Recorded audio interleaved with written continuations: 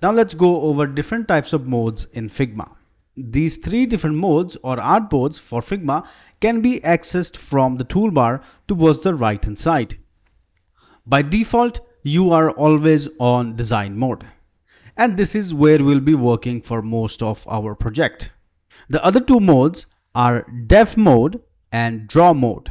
You can access dev mode by pressing Shift D.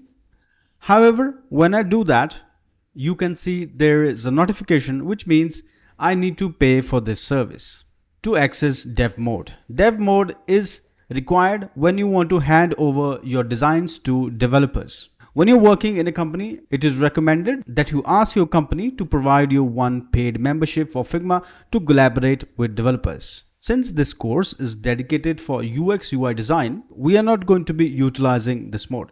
So we'll go back to design mode. And then to access draw mode, simply click on draw mode in toolbar. So when you do that, your toolbar got updated with some new tools. Draw mode is available to all users, free or paid, and draw mode is not your default design mode. For that, you need to access design mode, and that is where we'll be spending most of our time. Draw mode is a more of a freeform mode. So now let's quickly jump into some of the tools that we have available in draw mode. First, by default, you have the move tool and it has a drop down. I click on the drop down, you will see hand tool and scale tool, and these are available in design mode as well. After move tool, you have pen tool. You can click anywhere on the artboard and start drawing with your pen tool. Of course, when you want to do advanced shape creation, you can use secondary functions of the pen tool. After pen tool, you have the brush tool. Brush tool is also again a free form tool which you can use to draw any shape that you prefer. And you can also change between the different types of brushes. As you can see, this is more for visualization, creative practices, and other sort of activities that you might be interested in. You can also increase and decrease the width of the brush.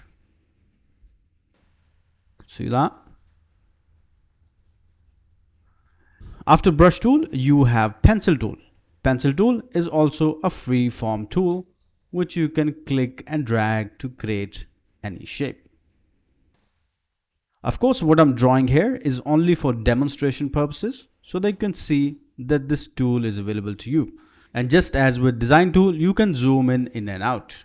In draw mode, you also have access to frame, section, and slice, same as design mode, and then shapes as well, then followed by text, comments, and actions. Now let's draw a quick shape here again and see the properties bar. What is the difference between the draw mode and design mode? When I click on any of the objects that I have created, my properties bar is now updated with different properties that I can play around with. Draw mode comes with some additional cool features such as radial repeat and linear repeat. When I create this shape, I'm going to press radial repeat. It has created the duplicates of my shape and arranged them in a radial format. Furthermore, I can play around the properties. I can increase the number of shapes. This is quite useful when you want to create specific icons or you want to create advanced shapes for which you may not want to go outside Figma. You can also increase the gap. You can change the units to pixels, change the count, and then you also have linear or repeat. So any shape that you create will be repeated in as many number of counts you define here, and the gap defined accordingly.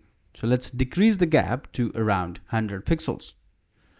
As you see, you have this particular shape created for you.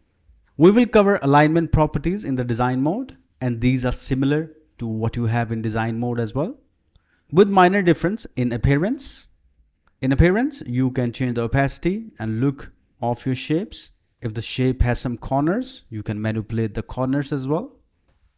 And then of course you can add fill, and since this is not an enclosed shape, we will not be able to add fill.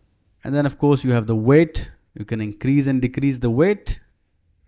So this gives you a whole lot of tools to play around so that you can create your shapes which you might require for your project without having to leave Figma and go into some other software. Some of the properties that you see here overlap with design mode, but however, they are mostly self-explanatory to get the work done. The most important ones, I have already highlighted them for you. We'll go through the overlapping properties in dedicated sections and chapters. You will begin to understand the relationship between the properties available in both the modes.